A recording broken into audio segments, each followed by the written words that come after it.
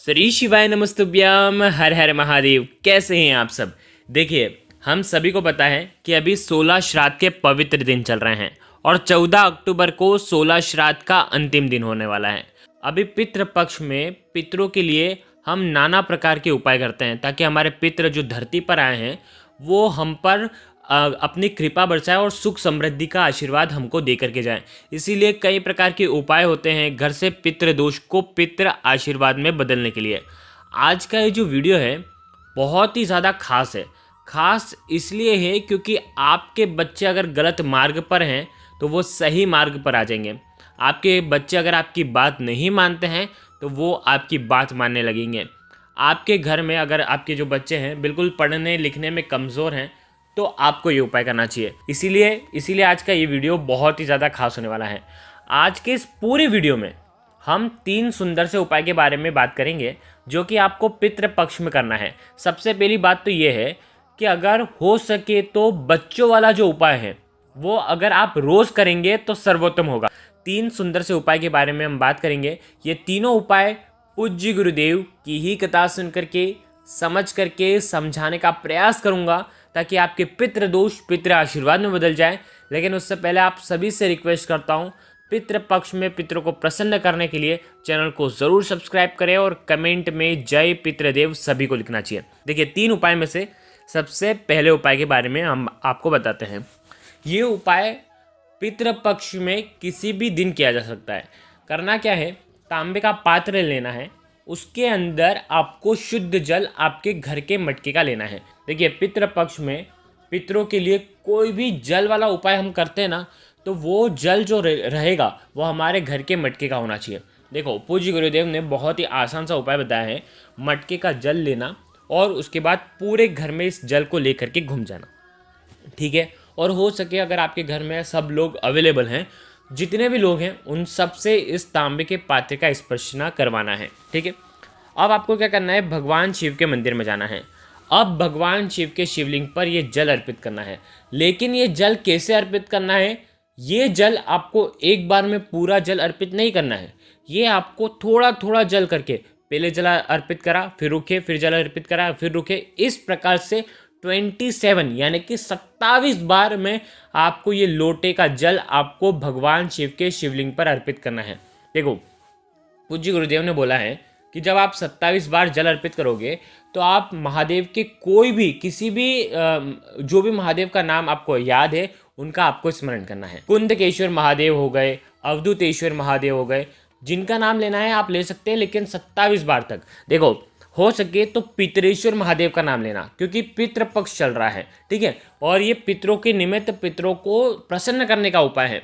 तो आपको पितृ पक्ष में पितरों के नाम से 27 बार में ये पूरा जल अर्पित करवा देना है पितरेश्वर महादेव के नाम से। आपके घर के पितृ जो हैं उनको तृप्ति मिलती है इस उपाय से, वो तृप्त होते हैं। देखिए, अब हम बात करते हैं दूसरे उपाय की। देखो, अगर आपके घर में बहुत ज़्यादा बीमारियां हैं, पहली बात तो आपको ये उपाय करना चाहिए। दूसरी बात ये है कि अगर आपके घर में धन संबंधित परेशानियां हैं तो आपको ये उपाय करना चाहिए। देखिए, हमारे पितृ अगर प्रसन्न होंगे तो घर में धन संपदा की तो कोई कमी रहती नहीं है। सब चीज़ हमें मिल जाती है जब हमारे जीवन में पितृदोष नहीं रहता है। देखो, करना क्या है, आपको तांबे के पात्र के अंदर जल लेना है, ठीक है। ये जल भी आप आपके घर के मटके का जल ही लेंगे, ठीक है। जल पूरा भर लेना, जो पात्र है उसमें जल पूरा भर लेना।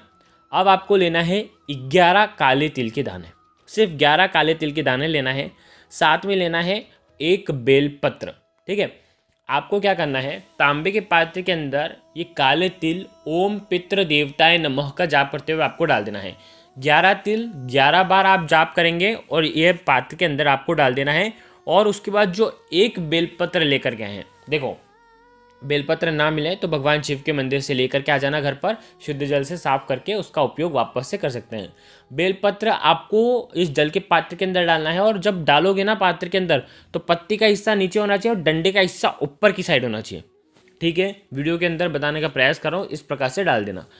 अब इस पात्र को लेना है अपने हाथों में और आपको आपके घर में ही दक्षिण दिशा की तरफ मुख करना है। अब आप अब आपको क्या करना है, आपके पितृ दोष दूर हो ऐसे आपको कामना करना है, आपके पितृ प्रसन्न हो ऐसे आपको कामना करना है। ये जो जल है इसका जो उपाय है पितरों के निमित्त मैं कर रहा हूँ या कर रही हूँ, ऐसी कामना करते हुए कि पितृ दोष हमारे घर से दूर हो जाए और हम पर पितरों का आशीर्वाद सदा के लिए बना रहे।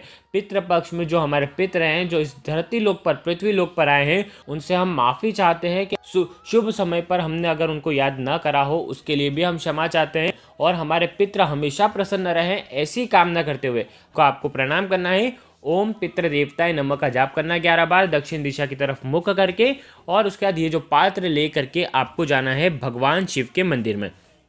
अब समझना किस प्रकार से करना है। इस पात्र के अंदर काले तिल हैं और इस पात्र के अंदर एक बेलपत्र है।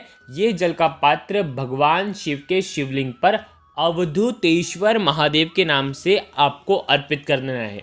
ठीक है, अवधूतेश्वर महादेव के नाम से जो भी व्यक्ति इस प्रकार से जल अर्पित करता है, पितृदोष से जुड़े हुए रोग उसके जीवन के दूर हो जाते हैं। अगर घर में किसी भी प्रकार की धन संबंधित परेशानियां भी अगर आपको होगी ना, तो वो इससे दूर हो जाती है। तो अवधूतेश्वर महादेव के नाम से पूरा जल अर्पित कर देना।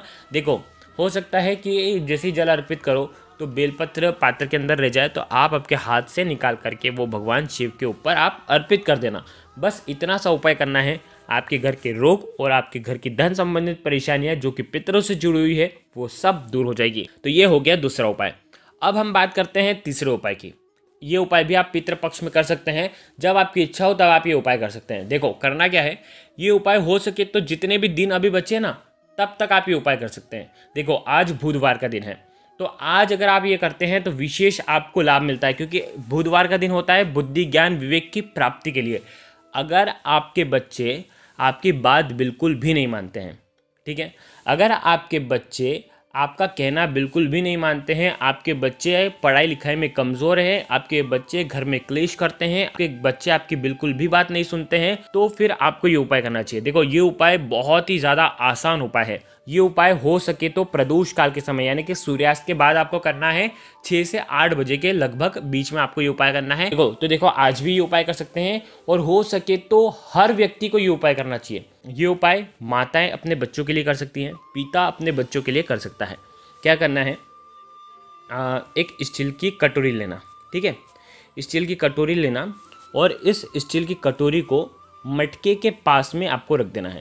मटके के वहाँ पर हमारे पितरों का स्थान माना जाता है, ठीक है। आपको क्या करना है, आप तांबे के पात्र से या किसी भी पात्र से आप मटके से जल निकालना, और उस जल को ये जो खाली कटोरी है इसके अंदर आपको डालना है। जब आप डालोगे तब आपको तुमरुका जी का नाम लेना है। इस कटोरी के अंदर जल भरना है और तुमरुका जी का नाम लेना है। आ गई इतनी बात समझ में? तुमरुका जी का नाम लेकर के आधी कटोरी या एक कटोरी जितना भी जल आपको डालना है, या 1 चम्मच भी आप जल डालोगे तो भी चल जाएगा। तो उसके बाद आपको थोड़ी देर ये पितरों के स्थान पर यानी कि मटके के पास में ही रखा रहने देना है, ठीक है।